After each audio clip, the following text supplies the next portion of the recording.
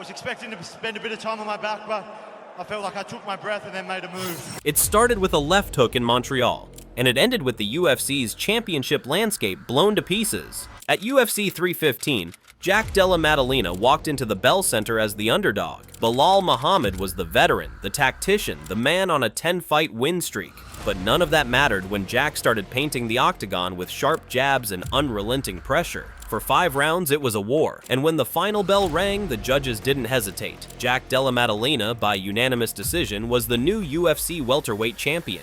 But what no one expected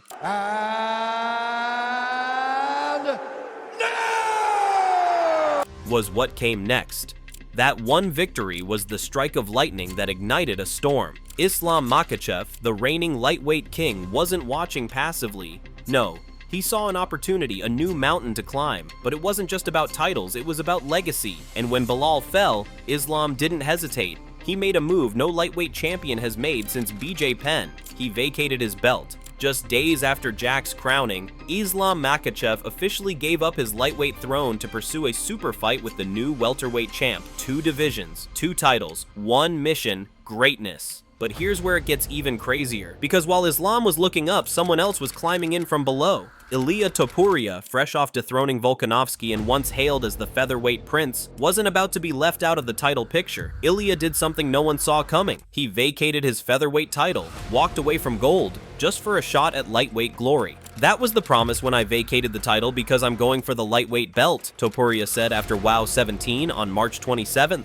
But with Islam now chasing Jack in the welterweight division, that lightweight title, it was left vacant. And so the UFC moved fast, real fast. Ilia Topuria versus Charles Oliveira, June 28th, UFC 317 in Las Vegas for the vacant lightweight championship.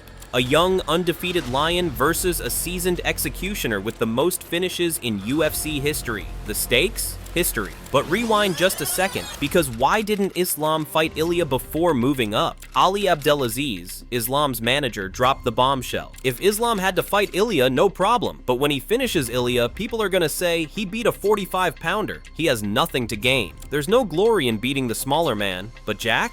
That's a real fight, a real risk. And Islam is all in. Hunter Campbell, Dana White, they've already made the calls. Jack versus Islam is happening. Whether Jack is injured or not, Islam will fight for the undisputed welterweight belt this year, not an interim scrap, the real belt. Meanwhile, Ilia Topuria isn't sitting quietly. He took to Instagram with a message that sent chills across the MMA world. On June 28th, another dream will come true. I'll be the champion of the lightweight division. Charles, my apologies in advance. I'm just fighting for my dreams. It's unfortunate that Makhachev ran away, 17-0. That wasn't just a caption, that was a call out. So here we are, standing in the fallout of a single win. One night in Montreal shook the UFC's foundations. Jack Della Maddalena's hand was raised, and 2 champions, Islam Makhachev and Ilia Topuria, abandoned their gold for something greater. Now we're staring down the barrel of 2 monumental matchups, Islam versus Jack for the welterweight title, Ilia versus Oliveira for the lightweight crown. And no matter who wins, the old order is gone. Jack didn't just win a belt, he rewrote the path of 2 divisions.